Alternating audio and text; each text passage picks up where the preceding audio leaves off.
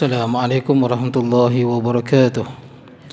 إن الحمد لله نحمده ونستعينه ونستغفره ونعوذ بالله من شرور أنفسنا ومن سيئات أعمالنا. من يهده الله فلا مضل له ومن يضلله فلا هادي له. أشهد أن لا إله إلا الله وحده لا شريك له وأشهد أن سيدنا ونبينا محمدا عبده ورسوله. اللهم صل وسلم وبارك على سيدنا محمد وعلى آله وأصحابه أجمعين. سبحانك لا علم لنا إلا ما علمتنا إنك أنت العليم الحكيم. رب اشرح لي صدري ويسر لي أمري واحلل عقدة من لساني يفقه قولي. اللهم لا سهل إلا ما جعلته سهلا وأنت تجعل الحزن والصعب إذا شئت سهلا. ولا حول ولا قوة إلا بالله العلي العظيم. أما بعد. Hadirin insan jemaah yang dirahmati Allah, alhamdulillah pada malam ni kita dapat bertemu. Kita berhenti di muka surat 76. Betul pada di kitab. Betul 76. Ramai tak ada ni pergi haji kot noh. Ramai pergi haji. Baik. Jadi kita berhenti di tajuk dia qiyamuhu binafsih. Di situ qiyamuhu binafsih. Qala musannifu rahimahullahu ta'ala wa nafa'ana bi ulumi fid darin. Kata pengarang, qiyamuhu binafsih, yani Allah berdiri dengan sendiri, iaitu Allah tidak berkehendak dan memerlukan bantuan daripada sesiapa pun atau berhajat kepada suatu yang lain untuk menentukan, bahkan makhluk sentiasa memerlukannya. Itu takrif dia. Qiyamuhu ta'ala binafsih, Allah Ta'ala tidak berhajat kepada makhluk, makhluklah yang berhajat kepada Allah Subhanahu wa taala. Itu. Jadi Allah berdiri dengan sendiri. Baik. Kemudian kita tengok Allah menjadikan bulan, matahari dan lainnya, tetapi Allah tidak memerlukannya. Allah jadikan macam-macam tapi Allah Taala tak berhajat kepadanya. Berbeza dengan kita sentiasa berhajat. Kita berhajat pada tempat, berhajat pada masa, berhajat pada makanan, berhajat kepada ruang, berhajat pada cahaya, oksigen dan sebagainya. Allah menjadikan manusia, malaikat dan jin, tetapi Allah tidak memerlukannya. Allah Ta'ala tak perlukan manusia, Allah Ta'ala tidak perlukan malaikat, dan Allah Ta'ala tidak perlukan jin. Tapi kenapa Allah jadikan? Kerana sifat Allah itu Al-Khaliq. Sifat Allah menjadikan, menciptakan tu sifat Allah. Jadi bila kita ada ni tuan-tuan, itu sifat Allah menjadikan. Kerana Allah menjadikan sesuatu. Tapi tidaklah bermakna Allah berhajat. Kalau kita buat rumah, kita berhajat pada rumah. Kalau kita beli kereta, pasal kita berhajat pada dia. Kalau kita kahwin, pasal kita berhajat pada isteri untuk dapat anak dan sebagainya. Allah Ta'ala jadikan semua dan Allah Ta'ala tak berhajat pada apa-apa. Kerana Allah Ta'ala yakni pencipta. Allah Ta'ala bagi kita rezeki. Sebab Allah Ta'ala memang pemberi rezeki. Ar-Razzaq, Allah pemberi rezeki. Allah Ta'ala ampunkan dosa kita. Kerana Allah itu Al-Ghaffar, Allah Maha Pengampun. Sebab tu Allah Ta'ala jadikan makhluk yang berdosa macam kita. Kenapa Allah Ta'ala tak jadikan malaikat? Malaikat dah ada sebelum kita tuan-tuan, lama dah. Tapi adanya malaikat tak buat dosa, dia buat ibadah saja tuan-tuan. Ada malaikat yang duduk di langit tu, sujud, la yarfa'una ru'usahum, dia sujud daripada dulu gitu tuan. Sebelum kita ada lagi tuan, sebelum ada langit dan bumi, sebelum ada Nabi Adam diciptakan, malaikat tu dah sujud dah. Sujud dah berapa ribu tahun, bilion tahun sujud ni. Tak angkat kepala sampai hatta qamatis sa'ah, sehingga berlakunya kiamat. Bila berlakunya kiamat baru dia angkat kepala. Dah berbilion tahun. Kemudian dia kata, ya Rabb, wahai Tuhan, ma'abadnaka haqqa ubudiyatik. Wahai Tuhan, kami tidaklah menyembahmu dengan sebenar-benar sembahan. Maksud dia tak menunaikan hak ketuhanan yang sebenar, padahal dia dah sujud berbilion tahun. Allah Ta'ala tak berhajat kepada makhluk yang berhajat pada Allah Subhanahu wa taala. Jadi Allah Taala jadikan malaikat tak buat dosa. Bila tak buat dosa, maka tak terzahirlah yakni Allah Al-Ghaffar, Al-Ghafur, Allah Maha Pengampun lagi Maha Penyayang. Maka dijadikan manusia yang yukhtiun wa yusibun. Kita buat salah, kita ada buat betul, ada salah betul, ada salah. Bila kita buat salah, kita minta ampun, maka Allah ampunkan. Summa yastaghfirillah yajidillah ghafurar rahima. Quran sebut bila kita buat dosa, kita minta ampun, kita akan dapati Allah Maha Pengampun lagi Maha Penyayang. Itu yang ada makhluk macam manusia, yakni berdosa dan memohon ampun. Baik, tapi Allah berhajat, Allah Ta'ala tak berhajat. Jangan tersilap. Ada satu orang tu yang terkenal. Dulu dia chef, tapi lah ni dia tak boleh ngajak kot kat Perak, tak boleh. Dia daripada chef tukang masak, lepas tu dia jadi orang yang mengajar ilmu kebatinan ni, ilmu makrifat. Jadi dia mengajar banyaklah tempat. Dia tak boleh Perak, tak boleh Selangor. Dulu boleh mengajar, tapi lah ni tak boleh. Sebab apabila diselidik, rupanya dia tak pernah mengaji. Dia tak pernah mengaji apa-apa, akidah tak pernah, fiqh tak pernah, tapi dia pergi join geng-geng geng-geng makrifat ni. Kitab tak tahu, tapi dia pergi join geng makrifat. Bila join geng makrifat, tuan-tuan kalau sembang dengan geng makrifat apa semua ni, depa punya sembang tu memang kemai. Dia punya falsafah, dia berfalsafah sebenarnya. Dia duk berfalsafah bukan-bukan. Tapi kitab fiqh tak tahu, kitab tafsir tak tahu, akidah tak tahu, apa pun tak tahu. Sampai orang tanya dia, pernah ngaji akidah tak? Dia kata pernah. Dia pernah mengaji kitab akidah, kitab penawar bagi hati. Penawar bagi hati bukan kitab akidah. Penawar bagi hati kitab tasawuf. Maknanya dia tak pernah mengaji. Ada dia orang Kedah yang kalau ceramah dia tu memang cakap Kedah pure lah. Sebahagian orang suka cara dia tu. Sebahagian orang lah suka duk cerita bab makrifat, bab hati apa semua. Tapi duk goreng lah. Goreng. Ada orang dia suka duk goreng macam tu. Kita tak boleh. Bila kita sembang je bab agama, mesti jelas dalam kitab mana. Bila sebut je kitab mana, dia akan sebut dalil dia. Dia akan sebut pandangan ulama. Baru jelas tuan-tuan. Bukan sekadar kita goreng tuan-tuan. Dia tak jadi. Sampai tahap tu yang menyebabkan dia dihalang. Bila dia goreng tu, dia satu video tu dia kata Allah jadikan manusia ni sebab apa? Allah Ta'ala boring. Bosan duk seorang-seorang ni bosan. Buatlah manusia supaya boleh beribadah. Yang ni memang sesat yang disebut tu. Memanglah sedap duk goreng ni, tu bahaya tu. Bila duk cerita bab tarekat tapi tak mengaji, susah sikit, dia jadi bahaya. Dia boleh jadi terpesong tuan-tuan. Jadi dia sebut apa? Dia nak cerita Allah Ta'ala ni cemuih, boring duk seorang-seorang. Jadi Allah Ta'ala jadikan kita supaya Allah Ta'ala apa? Kita berbicara dengan Allah, kita bermunajat dengan Allah. Jadi Allah Ta'ala ni seronok macam tu. Memanglah dia nak sampaikan supaya apa? Supaya kita ni banyak berzikir, ingat pada Allah. Tapi cara tu salah. Allah Ta'ala tak berhajat pada makhluk. Allah jadikan makhluk kerana Allah itu khaliq. Dan kita beribadah pada Allah, pasal ibadah tu untuk kita. Kan untuk Allah, ibadah untuk kita. In ahsantum li anfusikum. Sekiranya kamu buat baik, baik itu untuk kamu. Wa in asatum falaha. Sekiranya kita buat jahat, jahat tu kena kat kita juga. Dalam ayat Quran, wa man jahada fa innama yujahidu nafsihi. Barang siapa yang berusaha buat ibadah, puasa, sedekah dan sebagainya, yang dia duk buat tu semua untuk diri dia. Allah Ta'ala tak berhajat langsung pada amalan kita, untuk diri kita.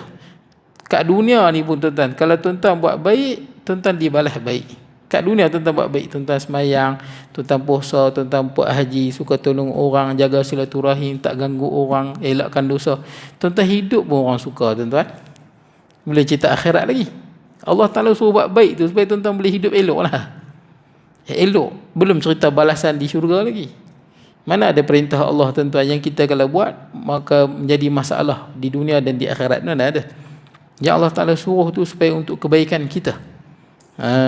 Dalam hadis Nabi sebut dalam Quran, dalam ayat Quran Allah Ta'ala sebut wa ma tuqaddimu li anfusikum min khairin tajiduhu indallah. Barang siapa yang menyediakan untuk dirinya, yang ini mempersiapkan untuk diri dia kebaikan, tajiduhu indallah, dia akan dapati pahalanya di sisi Allah. Allah Ta'ala tak perlukan pun. Kita yang memerlukan ibadah untuk kebaikan dunia dan untuk kebaikan akhirat. Kita yang memerlukan. Baik, macam kita berakhlak baik. Akhlak baik ni, tuan-tuan berakhlak baik untuk tuan-tuan. Saya pernah jumpa satu orang, dia sebut dia marah kat orang sampai masuk zon merah hospital Teping. Dia marah sangat tu, sakit hati. Maka dia belajar satu benda, memaafkan orang. Maka bila dia marah, dia belajar maafkan orang. Tidak dulu kalau dia marah, darah dia naik sampai dia peninglah kepala dia. Tapi dia belajar maafkan orang. Tengok, kita belajar maafkan orang untuk kebaikan kita juga. Kita tak stres. Belajar maafkan orang, kita pun tak stres. Untuk kebaikan rohani kita. Belajar banyak lagi lah akhlak yang lain. Dengki. Siapa dengki dengan orang, hidup dia takkan bahagia. Pasal tak boleh tengok orang lebih. Buang dengki tu. Bila buang dengki, kita pun tak stres. Emosi kita makin stabil. Jaga hubungan silaturahim, hubungan adik-beradik. Adik-beradik pun sayang. Cuba jadi orang yang tak jaga hubungan silaturahim, adik-beradik pun tak suka, orang pun tak suka. Akhlak yang buruk menyebabkan hidup kita susah. Akhlak yang baik menyebabkan hidup kita jadi baik. Jadi yang Allah Ta'ala suruh tu memang untuk kita. Berakhlak dengan baik, beribadah, semua untuk kita. Baik. Kemudian, tegasnya Allah itu terkaya daripada segala sesuatu pada perbuatannya atau hukumnya. Itulah ertinya Allah berdiri dengan sendiri. Yang itu maknanya Allah Ta'ala tidak perlu apa-apa, tidak berhajat pada ibadah kita. Zat Tuhan tidak berhajat kepada tempat, kerana Allah itu bukannya sifat. Allah Ta'ala zat Allah tak berhajat pada tempat. Bukan semata-mata sifat. Sifat berhajat kepada zat. Macam kuat, berkehendak, cantik, dia mesti berada pada sesuatu. Baik. Kemudian zat Tuhan tidak berhajat pada penentu, kerana Allah itu bukannya baharu. Zat Allah tidak berhajat pada penentu. Kita berhajat pada penentu. Yang menjadikan kita ada kepala, dua tangan, kaki, ni Allah yang menjadikan, Allah yang menentukan. Zat Allah tidak berhajat pada penentu. Baik. Kemudian Allah menjadikan sesuatu adalah semata-mata kerana limpah kemurahan dan belas kasihannya. Itulah sifat Allah Ta'ala ni, menjadikan maha pemurah, pemberi rahmat. Kerana itu sifat Tuhan. Maka Allah Ta'ala jadikan manusia, kerana itulah sifat Allah Subhanahu Wa Ta'ala. Baik. Kemudian firman Allah Ta'ala ayat 46 surah Fussilat, man amila salihan falinafsih wa man asa'a fa'alaiha. Sesiapa yang mengerjakan amal soleh, maka dapatlah pahala baginya, untuk diri sendiri. Dan siapa yang berbuat jahat, maka mendapat siksa ke atasnya. Itu saja. Buat baik dibalas baik, buat jahat dibalas jahat. Itu saja.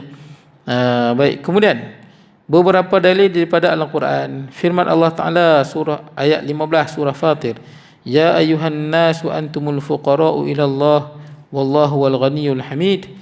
Wahai manusia, kamu semua berhajat kepada Allah, dan Allah jua maha terkaya lagi maha terpuji.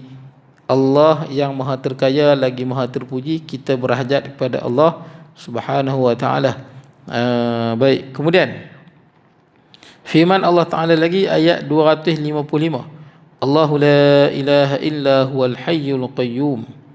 Maksudnya Allah itu esa, tiada ada Tuhan yang melainkan Dia, yang disembah melainkan Dia, yang maha hidup lagi maha berdiri sendiri. Qayyum. Qayyum tu sama qiyamuhu binafsih. Al-Qayyum kita panggil ya hayyu ya qayyum, yang maha hidup dan berdiri sendiri. Qayyum yakni tak berhajat pada apa-apa. Bila sebut tak berhajat ni, makna dia tak berhajat kepada arash dan kursi juga. Jangan silap faham. Ada setengah orang dia ingat Allah Ta'ala berhajat kepada kursi dan arash. Allah Ta'ala buat arash untuk Allah Ta'ala duduk atas dia. Allah Ta'ala buat kursi kerana Allah Ta'ala berhajat pada dia. Allah Ta'ala tak berhajat pada arash. Allah Ta'ala tak berhajat kepada kursi, kerana Allah Ta'ala ghaniyun 'anil 'alamin. Yang macam saya sebut kat tuan-tuan, sahabat saya yang ada PhD, dia sebut Allah Ta'ala duduk atas arash. Ni sahabat saya ada PhD, dia sebut Allah Ta'ala duduk atas arash. Saya kata tak boleh sebut lagu tu, tak layak bagi Allah Ta'ala duduk atas arash. Maka sahabat saya kata, hang duduk atas motor boleh, takkan Allah Ta'ala duduk atas arash tak boleh? Dia pusing ke situ tuan-tuan. Hang duduk atas motor boleh, hang duduk hang boleh menggunakan makhluk.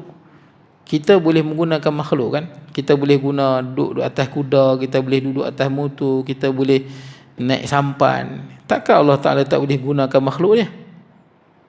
Itu dia pusing situ. Yang ni PhD ni hebat. Tapi dia punya fikir lagu tu. Kita boleh menggunakan makhluk, maka Allah Ta'ala boleh menggunakan makhluk dia. Kerana Allah Ta'ala adalah kudrah dan iradah.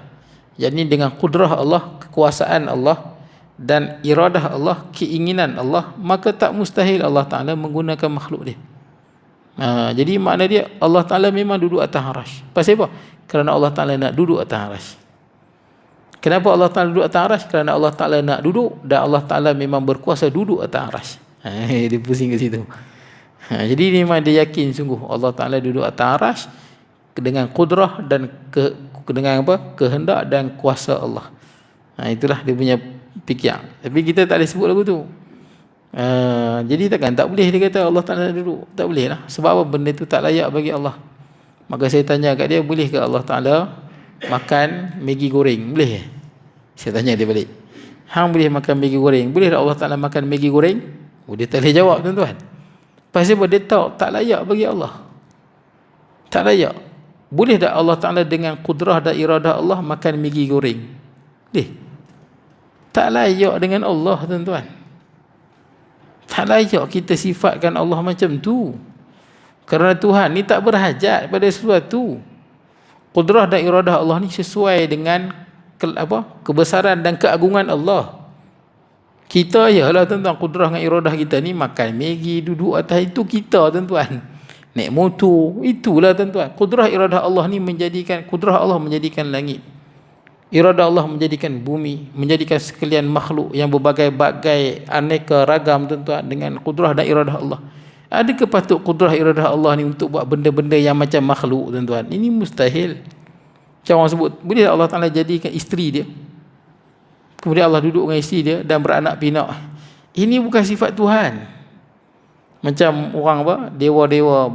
Tetap kalau tuan-tuan pernah tengok di gereja, dia ada gambar seorang lelaki duduk, kemudian dia ada empat orang di tepi dia. Di gereja ada, di buku-buku pun ada. Ini kepercayaan Yahudi tuan-tuan. Malangnya tuan-tuan, sebahagian orang yang katanya dia macam ikut sunnah lah tuan-tuan, dia juga percaya benda lagu ni. Seorang lelaki, kalau gambaran ni seorang lelaki yang duduk, kemudian ada empat orang. Satu orang lelaki dalam bentuk lelaki, satu lagi dalam bentuk burung elang, kemudian di bawah satu lagi dalam bentuk kuda, satu lagi dalam bentuk lembu. Ini adalah kepercayaan dalam kitab orang Yahudi. Dia kata Allah Ta'ala betul-betul duduk di atas arash dan ada 4 malaikat penanggung arash. 4 malaikat penanggung arash. Allah Ta'ala duduk atas arash. Lepas tu ada malaikat tanggung. Malaikat yang tanggung ni, pertama wajah dia macam manusia. Yang kedua macam burung elang. Yang ketiga macam lembu. Dan yang keempat macam kuda. Ini akidah Yahudi tuan-tuan. Tapi saya terkejut bila sebahagian orang yang katanya dia ikut sunnah lah tuan-tuan, dia boleh nukil benda ni. Dia nukil Allah Ta'ala duduk atas arash dan ada 4 malaikat. Itu yang orang Yahudi dilukis. Dilukis Allah pula dalam rupa lelaki, dia dilukis. Subhanallah. Sebab sejak bila Allah Ta'ala ada jantina tuan-tuan, lelaki dan perempuan, itu akidah kufur tuan-tuan. Orang Yahudi memang dia sebut sungguh Allah Ta'ala memang duduk atas arash. Sebab bila Allah Ta'ala jadikan langit dan bumi, Allah Ta'ala penat buat langit dan bumi 6 hari tak larat, maka Allah Ta'ala duduk atas arash. Memang orang Yahudi yakin macam tu. Sehingga Allah Ta'ala turun ayat Quran, wa laqad khalaqnas samawati wal arda wa ma bainahuma fi sittati ayamin wa ma massana min lughub. Yani Allah Ta'ala jadikan langit dan bumi dan apa yang ada di keduanya, wa ma massana min lughub, dan Allah Ta'ala tak berasa penat dan lelah. Sebab tu orang Yahudi pernah jumpa Sayyidina Ali. Dia tanya, sif lana rabbak alladhi fi sama' ataupun al-arsh. Ceritakan tentang sifat Tuhan yang ada atas arash ataupun yang duduk atas langit. Orang Yahudi tanya kat Sayyidina Ali radhiyallahu an. Sayyidina Ali kata, man za'ama anna ilahana mahdud faqad jahila bi khaliqil ma'bud. Barang siapa yang menganggap Tuhan ini mahdud. Mahdud ni apa? Terbatas. Bila Allah Ta'ala duduk dalam langit, maksudnya langit itu meliputi Allah. Langit meliputi Allah. Bila kita kata Allah Ta'ala duduk atas arash, yakni Allah di atas, arash di bawah. Jadi zat Allah dibatasi oleh arash. Itu saya nak sebut, barang siapa yang mendakwa Tuhan ini mahdud, terbatas, faqad jahila khaliqal ma'bud. Dia tak kenal Tuhan yang dia sembah tu. Sebagai contoh lain, kita mengaji akidah ni tuan-tuan, kita tak boleh sebut Allah Ta'ala sememangnya duduk atas arash. Sekarang ni tuan-tuan duduk kat bumi, Allah betul-betul di atas dengan zat dia. Kenapa tak boleh? Kalau tuan-tuan sekarang tuan-tuan duduk di sini, atas tuan-tuan apa? Siling. Atas pada siling bumbung. Antara tuan-tuan dengan bumbung dibatasi oleh siling. Ceiling membatasi antara tuan-tuan dengan bumbung. Okey, atas lagi tuan-tuan. Langit pertama. Atas langit pertama. Langit kedua. Antara tuan-tuan dengan langit yang pertama, antara kita dengan langit yang kedua dibatasi oleh langit pertama. Nampak tak? Langit pertama itu dibatasi oleh langit kedua tu dibatasi oleh langit yang pertama. Maksud dia ada ruang kosong antara langit kedua dengan kita, ada ruang kosong. Ruang kosong itu apa? Langit pertama. Antara kita dengan langit yang ketiga dibatasi oleh langit yang kedua. Antara kita dengan langit ketujuh dibatasi oleh langit yang pertama, 2, 3, 4, 5 dan 6. Ruang kosong. Okey, atas pada langit ketujuh Sidratul Muntaha. Antara Sidratul Muntaha dengan langit ketujuh dengan kita dibatasi oleh 7 langit. Kita kena lepas 7 langit baru sampai Sidratul Muntaha. Atas pada itu baru Arash. Kalau Allah Ta'ala betul-betul atas Arash, betul-betul seketui zat dia atas Arash, makna dia antara tuan-tuan dengan zat Allah dibatasi oleh apa? Langit pertama, kedua, 3, 4, 5, 6, 7 Sidratul Muntaha dan Arash. Lepas tu baru zat Allah. Makna dia zat Allah dengan kita telah dibatasi oleh makhluk yang lain. Zat Allah tu terbatas. Itulah maksud dia zat Allah terbatas. Zat Allah terbatas dibatasi oleh Arash. Tu Sayyidina Ali kata, siapa yang kata zat Allah ini terbatas, zat dia sama ada zat Allah ataupun sifat Allah terbatas, dia tak kenal Tuhan dia sembah. Habis tu kita sebut Allah Ta'ala atas Arash yang layak baginya, bukan atas Arash seketui zat tu. Kalau betul-betul zat Allah Ta'ala ala wartafa'a dengan zat dia atas Arash, tuan-tuan, apa beza dengan makhluk? Habis tuan-tuan, macam mana kita nak faham?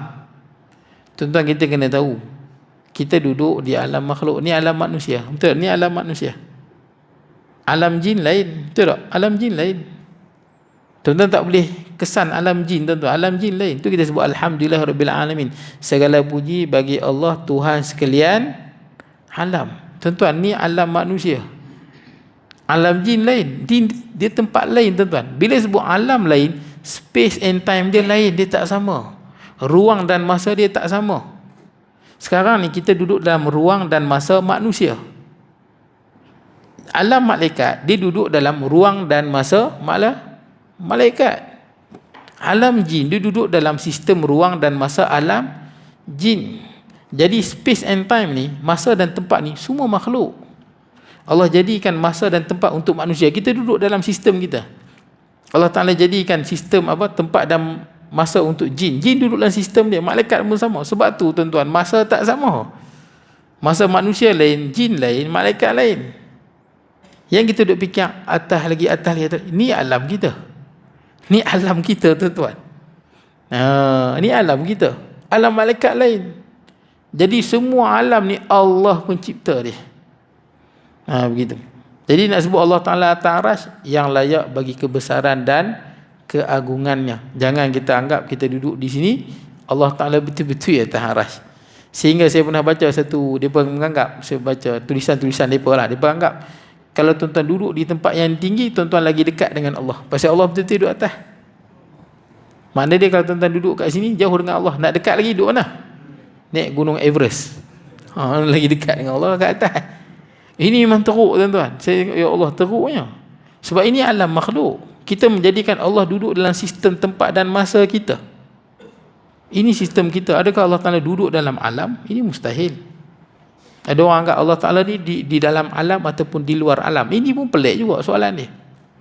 Sebab Allah Ta'ala yang menjadikan alam. Bila sebut luar dan dalam, ini merujuk kepada alam.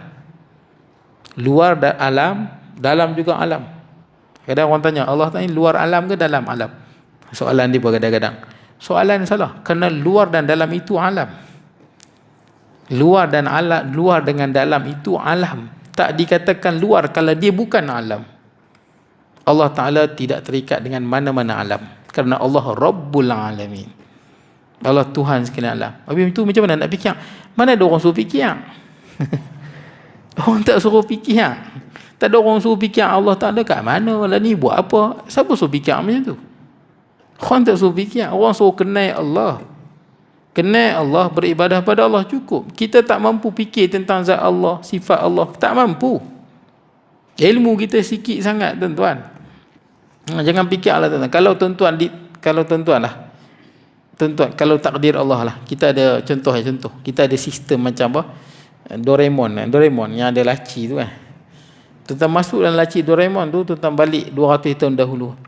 Tuan-tuan cerita ke orang 200 tahun dahulu, tuan-tuan cerita berkenaan dengan apa? TikTok, WhatsApp. Orang tak percaya, kata hang ni gila apa. Betul, orang tak percaya. Orang takkan percaya, tak mampu fikir tuan-tuan. Bercerita sebelum dulu lagi tuan-tuan, dia tak mampu sebab akal tu dia tak capai ke situ. Kalau tuan-tuan sebut 200 tahun dahulu, tuan-tuan kata apa? Besi boleh terbang, orang percaya ke? Orang tak percaya. Memang kapal terbang kan besi. Tuan-tuan nak cerita ke orang zaman 300 tahun dahulu, besi boleh terbang, orang tak percaya. Tuan-tuan nak cerita konsep fizik, macam mana bergerak, macam mana dengan tekanan kapal terbang, mana dia nak faham? Daya tujahan kapal terbang, dia takkan faham. Ilmu tu terbatas. Sama lah alam ni. Jangan kiaskan Sampai saya tahap baru ni isu juga kan, macam di Perlis. Ada bila dia buat, dia berkata apa? Asy'ariyah tidak bertuhan disebut. Asy'ariyah ni kita lah, ahli sunnah bermazhab Asy'ariyah atau Maturidiyah. Sebab kita kata Tuhan ni bukan di depan, bukan di belakang, bukan di bawah, bukan di atas, bukan di kanan, bukan di kiri. Jadi dia kata Allah, jadi Asy'ariyah tak ada Tuhan. Menyembah benda yang tak ada. Masalah bukan kita, masalah dia. Dia memikirkan Allah macam dia. Makhluk macam tu lah, tak ada di depan, mesti di belakang. Tak ada di belakang, kanan kiri apa pun tak ada. Tapi kalau saya tanya kat tuan-tuan, malaikat malaikat kanan kiri depan belakang, begitu. Tuan-tuan tak boleh bagi tahu. Pasal apa? Malaikat alam dia lain. Okeylah ada malaikat sini. Tuan-tuan boleh buat satu alat tak kesan dia? Tak ada, mana ada. Tuan-tuan tak ada dan tuan-tuan tak boleh kesan, tuan-tuan tak boleh buktikan. Tapi malaikat ada ke tak ada? Ada. Mana boleh guna kemampuan kita untuk kita kiaskan pada malaikat? Tak boleh. Apatah lagi roh, tak boleh tuan-tuan. Ini diguna apa? Logik manusia, kiri, kanan, depan, belakang. Jadi Allah Ta'ala tak ada. Ni logik manusia. Logik ni mana boleh dipakaikan pada Allah Subhanahu Wa Ta'ala? Hatta malaikat dengan jin pun kita mana tahu dia kat mana? Kita tak tahu. Sebab dia alam dia lain. Dia duduk alam dia. Dalam ni ada malaikat. Tuan-tuan boleh kesan ke? Oh, ada malaikat depan saya. Tuan-tuan buktikan ada malaikat. Kita tak boleh buktikan dengan alat paling canggih pun. Kita tak boleh buktikan. Baik, pasal apa? Dia di alam yang lain. Baik, kemudian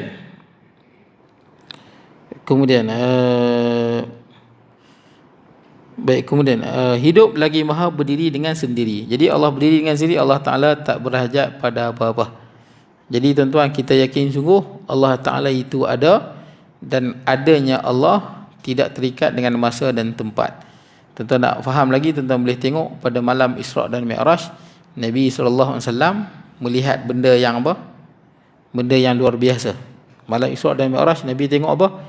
Orang perempuan banyak dalam neraka, orang kaya sangkut di titian sirat ataupun dihisap, ada pun orang miskin banyak dalam syurga. Nabi tengok kan, hadis sahih. Sekarang ni dah ada ke orang dalam syurga? Tak ada. Dalam neraka ada orang? Belum. Sebab dia nanti dah berlaku hari kiamat, hisap, baru masuk. Sekarang ni mana ada orang dalam neraka? Dalam syurga mana ada siapa-siapa? Ada ruh tuan-tuan, tapi tak ada siapa-siapa dalam tu. Ruh orang beriman ada dalam tu, orang mati syahid. Tapi lah ni belum lagi orang masuk neraka, mana ada kena seksa, mana ada hisap lagi. Tapi Nabi dah tengok lah. Macam mana Nabi boleh tengok? Kerana Allah buka hijab bagi Nabi. Maka Nabi melihat benda yang akan berlaku, akan datang. Yang ni akal tak boleh fikir tuan-tuan. Pasal Allah Ta'ala tak terikat dengan masa dan tempat. Bagi Allah Ta'ala tu sama saja. Hari ni ke, esok ke, lusa ke, sama di sisi Allah. Tuan-tuan boleh fikir? Tak boleh fikir. Memang kita tak mampu nak fikir. Kerana Allah yang menjadi masa dan tempat, dan Allah Ta'ala mengetahui segala-galanya. Baik. Pendek kata, tuan-tuan tak boleh fikir tentang Allah. maksud dia tuan-tuan kenal Allah. Tapi kalau tuan-tuan boleh agak-agak Allah macam ni lagu ni, tuan-tuan tak kenal Allah. Tuan-tuan boleh agak lagu mana zat dan sifat Allah. Kita cukup kenal sifat Allah. Kemudian tuan-tuan, kita tengok yang kelima, wahdaniyah. Ini Allah Ta'ala Maha Esa. Artinya Allah Ta'ala itu esa pada zatnya, esa pada sifatnya, dan esa pada perbuatannya. Esa ni maksud dia tidak ada yang seumpama dengan dia. Kita kata satu menerima dua tuan-tuan. Esa lain, dua lain. Satu lain, esa lain. Satu menerima dua. Bila sebut esa, maksud dia tidak ada bandingannya. Ataupun orang kata tunggai lah, tunggai. Tidak ada yang sebanding dengan Allah pada zatnya, pada sifatnya dan pada perbuatannya. Zat Allah, zat lah. Kalau kita, ni zat kita. Ada daging, ada tulang, ada darah, ada air. Ini zat kita. Kalau zat kita ada besi, ada plastik, macam-macam tuan-tuan. Zat Allah tuan-tuan, tak ada siapa tahu. Zat Allah daripada apa, siapa pun tak tahu. Dalam kitab-kitab yang lain, kitab akidah yang lain macam contohnya Sulamul Mubtadi dan sebagainya, disebut kunhu. Kunhu ni maksud dia hakikat zat Allah. Kalau macam ni kita tahu daripada kayu. Tuan-tuan punya surau daripada besi, daripada konkrit, daripada besi, daripada simen dan sebagainya. Zat Allah Ta'ala tu siapa pun tak tahu daripada apa. Sekalipun malaikatul muqarrabin, malaikat yang paling dekat dengan Allah, dengan Rasul yang paling dekat dengan Allah. Rasul yang paling dekat dengan Allah, Nabi Muhammad SAW. Nabi Muhammad pun tidak tahu hakikat zat Allah. Malaikat yang paling dekat dengan Allah, Jibril AS. Jibril pun tak tahu hakikat zat Allah. Pasal apa kita tak tahu? Pasal yang kita tahu semua makhluk. Kita tahu cahaya tu makhluk. Kita tahu kegelapan tu makhluk. Kita tahu simen, plastik, besi, kayu, air, salji, itu semua makhluk. Zat Allah, Allah yang menjadikan segala-galanya. Zat Allah tak sama dengan makhluk. Yang ada dalam kepala kita semua makhluk. Jadi macam mana kita nak tahu zat Allah? Kita takkan tahu zat Allah. Sebab yang ada dalam kepala kita hanya makhluk. Allah Ta'ala sahaja yang mengetahui tentang zatnya tuan-tuan. Zat Allah bukan cahaya, bukan kegelapan, bukan simen, bukan ais, bukan semua. Hari akhirat kita tak tahu zat Allah, tapi kita tengok. Itu dalam Quran sebut, la tudrikuhul absar wa huwa yudrikul absar. Mata kita ni takkan mencapai hakikat zat Allah. Tengok, tapi kita takkan tahu hakikat zat Allah. Kita tengok, itulah sebesar-besar nikmat syurga. Sebesar-besar nikmat syurga, kita melihat Allah Subhanahu Wa Taala, dan itulah nikmat yang tak dapat digambarkan. Zat Allah bukan seperti mana yang kita pernah fikir dalam kepala. Tengok saja, tapi kita tak tahu zat Allah. Kemudian sifat Allah dan esa pada perbuatannya. Ini pun kita sebut dah. Sifat Allah, esa. Tapi kita juga ada sebutan yang sama. Contoh, tuan-tuan melihat, Allah melihat. Dia sama sebutan, tapi tak sama hakikat. Kita melihatnya Allah ni azaliyun abadiyun, tidak ada permulaan, tidak ada perakhiran dan mutlak. Melihatnya kita ni Allah yang jadikan. Melihatnya kita ni terbatas. Melihatnya kita ni pemberian Tuhan. Dan dia ada masa dia akan tamat. Baik, kemudian mendengar. Tentang mendengar, Allah mendengar. Mendengarnya Allah Ta'ala ni azaliyun abadiyun, tidak ada permulaan, tidak ada perakhiran, tidak melalui telinga perantaraan. Mendengarnya Allah mutlak, tiada batasan. Kita mendengarnya kita kurniaan Allah dan sangat terbatas. Kurniaan Allah dan dia terbatas. Kemudian, dan esa pada perbuatan Allah. Maksud esa pada perbuatan Allah ni apa? Esa pada perbuatan Allah, tidak ada yang sama dengan perbuatan Allah. Contoh, kita kalau buat sesuatu daripada ada kepada ada. Ada kepada ada. Adapun Allah jadikan daripada tiada kepada ada. Mana ada orang mampu buat lagu tu? Allah Ta'ala buat daripada tak ada apa kepada ada. Mana kita mampu buat macam tu? Tidak ada makhluk yang mampu buat macam tu. Tuan-tuan nak buat rumah ke, buat kereta ke, tuan-tuan nak buat apa-apa pun tuan-tuan, kita berhajat kepada benda lain. Mesti ada simen, mesti ada kayu, mesti ada besi, mesti ada macam-macam. Kita berhajat. Allah Ta'ala tak berhajat pada apa-apa.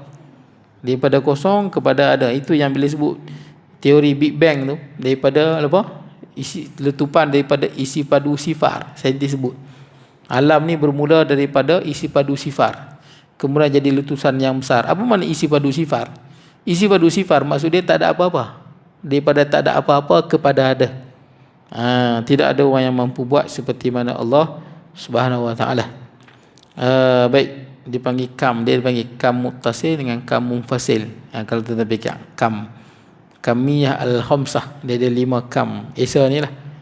Pertama nanti disebut kamiyah, kam muttasil, kam munfasil. Kam apa? Kam muttasil pada zat. Tidak ada yang apa? Zat Allah Taala itu tidak ada dua, tuan-tuan, dua. Tidak ada dua. Yani Allah Taala tak, zat Allah Taala tu ada dua-dua, tak ada. Kam muttasil pada zat, kam munfasil pada zat. Tidak ada orang selain pada Allah yang zat dia macam zat Allah. Zat dia macam zat Allah. Kam munfasil pada sifat. Kam munfasil pada sifat maksudnya sifat Allah tu bukan berdua-dua. Zat Allah tu satu. Allah Taala ada dua mendengar, Allah Taala ada dua apa? Dua melihat tak? Sifat Allah Isa satu. Bukan dua-dua, tuan-tuan. Dan kam munfasil pada sifat, tak ada orang yang sifat dia macam sifat Allah. Melihat macam melihat Allah, mendengar macam mendengar Allah, tak ada. Baik, kemudian yang kedua, Esa pada zat itu, zat Allah tidak bersusun dengan daripada beberapa bahagian. Ini kam muttasil pada sifat, pada zat. Zat Allah bukan apa? Bersusun. Bersusun. Kalau kita bersusun, kita ada tangan, ada kaki, tuan-tuan, bersusun. Zat Allah bukan begitu. Baik, kemudian seperti daging, tulang, urat dan lainnya, dan tidak ada yang lain menjadi pembantu dan penolong. Zat Allah ini kam muttasil pada zat. Zat Allah tidak bersusun daripada bahagian-bahagian. Zat Allah tak boleh dipisah-pisahkan. Kita nak fikir susah, tuan-tuan. Kenapa ulama sebut lagu ni? Supaya kita tak boleh fikir. Itu je. Yang disebut lagu ni sampai tahap kita tak boleh fikir. Itu tujuan dia. Maksud dia tuan-tuan kenal lah Allah. Bila tuan-tuan tak boleh fikir, tuan-tuan kenal lah Allah. Tapi kalau tuan-tuan boleh fikir, tuan-tuan boleh agak Allah Ta'ala ni mungkin bulat sikit kot, panjang lagu ni. Mana tuan-tuan tak kenal Allah. Ulama sebut lagu ni supaya tuan-tuan tak terbayang langsung dalam kepala tuan-tuan Allah lagu mana. Itu disebut lagu ni. Zat Allah tak boleh dipisahkan. Kita kalau mengaji sains pun ada yang tak boleh dipisahkan. Atom kan. Atom menjadi dia ada proton, elektron, nukleus itu. Sampai tahap tak boleh pecah. Itu pun makhluk, tuan-tuan. Itu pun makhluk. Yang asalnya dia kumpul-kumpul jadi makhluk. Kemudian dipisah-pisahkan sampai tak boleh pisah. Zat Allah bukan bersusun. Kemudian kita nak pisah sampai tak boleh pisah. Tak. Zat Allah memang bukan bersusun. Dan zat Allah tidak boleh dipisah-pisahkan. Zat itu zat yang esa. Lagu mana? Wallahu alam. Baik, sebab makhluk yang kita tengok semua boleh dipisah-pisahkan, boleh dicerai-beraikan dan bersusun-susun. Kemudian dan tidak ada yang lain menjadi pembantu dan penolongnya. Itu esa pada sifat. Ni kam muttasil lah. Kam muttasil pada zat. Kam muttasil pada zat, kam munfasil. Kam munfasil pada zat pula. Tidak ada makhluk yang zat dia macam zat Allah, tak ada. Tidak ada makhluk yang zat dia macam zat Allah, tak ada. Zat Allah Ta'ala yang macam tu. Makhluk tidak ada yang zat yang macam zat Allah Subhanahu Wa Ta'ala. Yang kedua, esa pada sifatnya, iaitu tidak ada yang lain yang sifatnya menyerupai mana-mana sifat Allah. Itu esa pada sifat. Ini kam munfasil pada sifat. Tak ada makhluk yang ada sifat divinity, ketuhanan. Tak ada. Sama ada tak kira lah dalam badan sudut, dari sudut apa kekuasaan dia ke, sudut memakbulkan doa ke, ataupun dia mempunyai pandangan yang macam mana pandangan Allah ke, mendengar dia macam mendengar Allah ke, tak ada. Sifat ketuhanan hanya ada pada Allah Subhanahu Wa Ta'ala. Baik, kemudian yang ketiga, esa pada perbuatan. Maksudnya iaitu perbuatan Allah tidak dibantu oleh orang lain dan tidak ada sesuatu yang lain menyamai perbuatannya. Dialah yang menciptakan dan mereka bentuk sesuatu dengan sendiri. Tak ada. Semua yang Allah Ta'ala buat tak ada yang sebanding dengan perbuatan Allah Subhanahu Wa Ta'ala. Adapun yang kita buat ni, tuan-tuan, memang tak sama lah. Pertama, apa yang kita buat semua melalui perantara. Pertama, guna akal. Siapa bagi akal kita? Allah bagi. Tak ada akal ni, tuan-tuan, kita tak boleh buat macam-macam. Kita guna perantara akal. Satu. Kita kena guna perantara tangan, mata, kita guna perantara material yang Allah jadikan. Kita kena ada perantara semua. Tak ada perantara ni kita tak boleh buat. Allah Ta'ala buat tanpa melalui apa-apa perantara, tuan-tuan. Baik, kemudian dan Allah Ta'ala tak dibantu oleh sesiapa pun. Beberapa dalil daripada Al-Quran. Firman Allah ayat 4 surah Az-Zumar, Subhanahu huwallahul wahidul qahhar. Maha suci Allah, dialah yang maha esa lagi maha perkasa. Maha suci Allah, dialah yang maha esa lagi maha perkasa. Wahid, esa, qahar, yang maha perkasa. Firman Allah Ta'ala lagi ayat 22 surah Al-Anbiya, law kana fihima alihatun illallahi hulafasadata. Kalaulah dalam kedua-duanya, yakni langit dan bumi, ada beberapa Tuhan selain daripada Allah, pastilah akan binasa. Jadi kalau ada dua Tuhan dalam alam ni, hancur alam. Kalau ada dua Tuhan, Tuhan Esa, Tuhan satu ya. Baik, kemudian firman Allah Ta'ala dalam surah Al-Ikhlas, Qul huwallahu ahad, Allahus samad, lam yalid wa lam yulad wa lam yakul lahu kufuwan ahad. Ini surah yang banyak kelebihan dia, tuan-tuan. Bacalah, tuan-tuan. Sebelum tidur sunat baca 3 kali. Nabi pernah pesan kat sahabat Nabi supaya jangan tidur selagi mana belum khatam Quran. Siapa yang mampu khatam Quran sebelum tidur? Kalau tuan-tuan nak baca laju pun, tuan-tuan, biasanya awal daripada sebelum subuh sampai ke maghrib baru habis. Kalau nak baca satu Quran, syahadah sehari tu, siapa mampu buat? Tapi Nabi minta sahabat Nabi supaya baca Quran sebelum tidur, khatam Quran. Maka Nabi beritahu macam mana nak khatam. Baca Qul huwallahu ahad 3 kali. Jadi sebelum tidur jangan tinggal, tuan-tuan. Qul huwallahu ahad 3 kali sebelum tidur baca. Sebab Qul huwallahu ahad 1/3 Al-Quran. Qul ya ayyuhal kafirun 1/4 Al-Quran. Yang paling senang macam inilah, tuan-tuan ulang 2-3 kali, seolah-olah tuan-tuan telah mengkhatam Al-Quran. Walaupun pahala tak samalah dengan orang yang berkhatam betul-betul. Orang yang khatam betul-betul pahala banyak, pasal Quran berdasarkan huruf. 1 huruf 10 pahala, 1 huruf 10. Lagi banyak huruf tuan-tuan baca, lagi banyak pahala. Tapi dari segi fadilat dan makna dia tu, seolah-olah tuan-tuan khatam Quran lah. Baik, kemudian terkandung maksudnya, makna dia apa? Maksudnya dalam ayat tersebut bahawa Allah Ta'ala itu esa pada zatnya, esa pada sifatnya dan pada perbuatannya. Semua perkara kembali kepadanya dan tiap-tiap suatu terletak di bawah genggamannya dan tidak ada suatu yang menyerupainya. Ini dihuraikanlah, tuan-tuan. Ini makna dia. Itu ada seorang sahabat Nabi yang mana dia jadi imam di Masjid Quba. Dia jadi imam dan dia sangat suka baca surah Qul huwallahu ahad. Bila dia semayang dia semayang rakaat yang pertama dengan kedua kan. Sebelum rokok dia akan mula baca Fatihah, lepas tu surah. Sebelum dia rokok dia mesti baca Qul huwallahu ahad. Maksud dia baca 2 surah. Boleh baca 2 surah, bukan tak boleh. Kemudian dia naik rakaat kedua pun sama. Dia baca Fatihah, lepas habis Fatihah dia baca surah. Lepas habis baca surah, sebelum rokok dia mesti baca Qul huwallahu ahad. Maka sahabat Nabi yang lain komen lah, kalau hang nak baca Qul huwallahu ahad, baca Qul huwallahu ahad sudahlah. Kalau nak baca surah lain, baca surah lain lah. Kenapa baca sampai 2 surah? Sahabat lain komen dia, Pasal baca 2 surah. Biasa Nabi baca 1 surah ya. Tapi sahabat ni kata, macam ni aku jadi imam. Kalau hampa nak aku jadi imam, macam ni. Memang aku akan baca 2 surah. Pertama baca surah apa-apa dia nak baca. Tapi sebelum rokok, rakaat pertama dia mesti baca Qul huwallahu ahad. Rakaat kedua pun sama. Sebelum rokok, setelah dia habis baca surah atau ayat Quran, sebelum rokok mesti dia baca surah Qul huwallahu ahad. Hadis ni sahih, tuan-tuan. Jadi cerita ni sahabat pun mengadulah pada Nabi SAW. Sebab laki ni tak mau berubah. Daripada nasihat dia suruh berubah. Kalau nak baca Qul huwallahu ahad, sudah, jangan baca surah lain. Tapi laki ni kata, kalau nak aku jadi imam lagu ni.